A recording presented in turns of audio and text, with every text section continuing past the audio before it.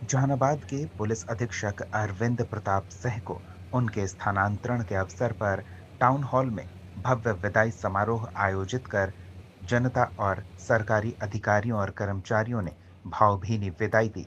कार्यक्रम में जिले के वरीय अधिकारियों, प्रशासनिक और न्यायिक पदाधिकारियों, पत्रकारों की बड़ी संख्या के साथ आम लोगों की भी मौजूदगी देखने को मिली। विदाई समारोह में बतौर मुख्य अतिथि मौजूद जिला पदाधिकारी अलंकृता पांडे ने एसपी अरविंद प्रताप सिंह के कार्यकाल को शासन और जन सुरक्षा का अनुकरणीय उदाहरण बताया। उन्होंने कहा कि अरविंद प्रताप सिंह सजग, निष्पक्ष और मानवीय दृष्टिकोण से कार्य करने वाले सच्चे जनसेवक रहे। उनके नेतृत्व में जिले में कानून व्यवस्था की बेहतर स्थिति देखने को मिली। अपने विदाई संबोधन में अरविंद प्रताप सिंह जनता के अपार प्रेम और समर्पण को देखते हुए भावुक हो गए। उन्होंने कहा कि जहानाबाद उनके दिल के बेहद करीब रहा है। यहाँ की जनता, यहाँ के सहकर्मी और मीडिया से उन्हें जो स्नेह और सहयोग मिला है, उसे वो कभी भूलेंगे नहीं। उन्होंने बताया कि उनकी प्राथमिकता हमेशा से यही रही कि पीड़ित को समय पर न्याय मिले और कानून का राज कायम रहे। उन्होंने कहा कि जहानाबाद की पत्रकारिता ने हमेशा रचनात्मक आलोचना के जरिए बेहतर काम करने की प्रेरणा दी और पत्रकारों की भूमिका की उन्होंने खूब प्रशंसा की। अरविंद प्रताप सिंह अब समस्तीपुर जिले में बतौर पुलिस अधीक्षक नई जिम्मेदारी संभालेंगे। टाउन हॉल में उपस्थित जन समुदाय ने उन्हें सम्मान पूर्वक विदा किया। यह विदाई न केवल एक अधिकारी की, बल्कि एक ईमानदार, कर्तव्यनिष्ठ और जन सरोकार से जुड़े व्यक्ति के प्रति सम्मान की भी अभिव्यक्ति रही। जहानाबाद न्यूज की ओर से भी एसपी अरविंद प्रताप सिंह को भविष्य की ढेरों शुभकामनाएं और जहानाबाद वासियों की उन्होंने जो सेवा की है, उसके लिए उनकी सराहना की जानी चाहिए। जहानाबाद न्यूज के लिए मुकेश कुमार की रिपोर्ट। तो इन सभी मामलों में मैंने काफ़ी कुछ सीखा है इसके हिसाब से, और मैं आज यही प्रार्थना करूँगी ईश्वर से कि वो जहाँ भी जाएं स्वस्थ रहें, उनका करियर इसी तरह आगे बढ़ता रहे, अच्छा रहे, और अपने परिवार के साथ जहाँ भी रहें खुश रहें। और हम सभी ये कामना करते हैं कि इसी प्रकार से वो बिहार में अपनी सेवाएँ लेते रहेंगे और हम लोग फ्यूचर में भी टच में बने रहेंगे।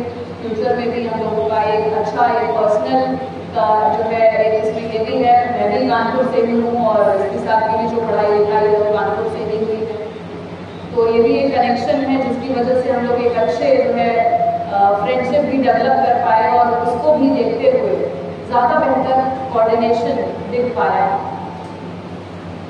तो जहाँ पर भी कनेक्शंस होते हैं, ऑफकोर्स देखिए काम करने के लिए तो सभी लोग आए हैं, बहुत से डीएम आते हैं, बहुत एसपी आते हैं, बहुत से एसडीएम्स आते हैं, बहुत सारे ऑफिसर्स के साथ हम लोग अनगिनत लोगों के साथ काम करते हैं, लेकिन कुछ ही लोग होते हैं जिनसे आप फ्यूचर में भी टच में रह पाते हैं। आपकी इच्छा होती है कभी कभार उनके हालचाल ले लेने की, बातचीत कर लेने की, तो वो तभी होती है जब आप उनसे पर्सनल लेवल पे कनेक्टेड हों, जब उन्होंने आपकी लाइफ को, आपके नेचर को किसी तरह से टच किया हो, जब वो एक कनेक्शन बनता है।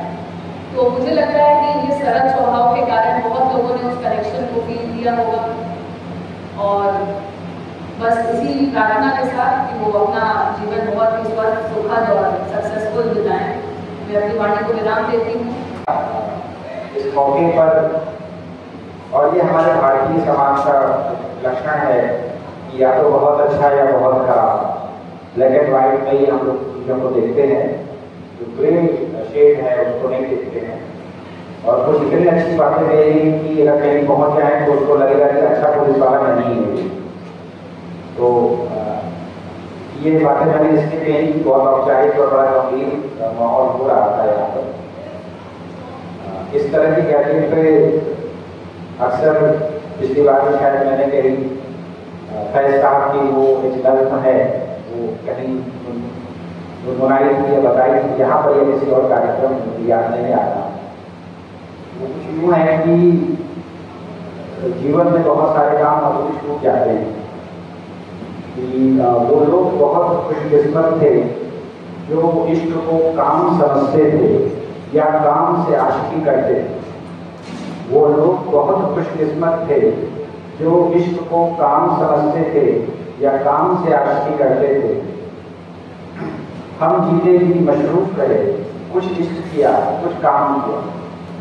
इश्क काम के आगे आता रहा और काम से इश्क उलझता रहा। आखिर तंग आकर हमने दोनों को अधूरा छोड़ दिया। तो जब भी हम लोग ऐसे मौके पे खड़े होते हैं तो पहली तो यही गुजारिश है कि बहुत गंभीर न बनाया जाए, क्योंकि जो हम लोगों का डेली का रूटीन और जॉब है वो ऑलरेडी बहुत औपचारिक है। और जैसा कि जो जिंदगी है वो जब 28 जनवरी को मैंने इनका ज्वाइन किया था और आज जब यहाँ विदाई समारोह हो रहा है तो ये पता नहीं चला कि ये समय कितनी जल्दी गुजर गया।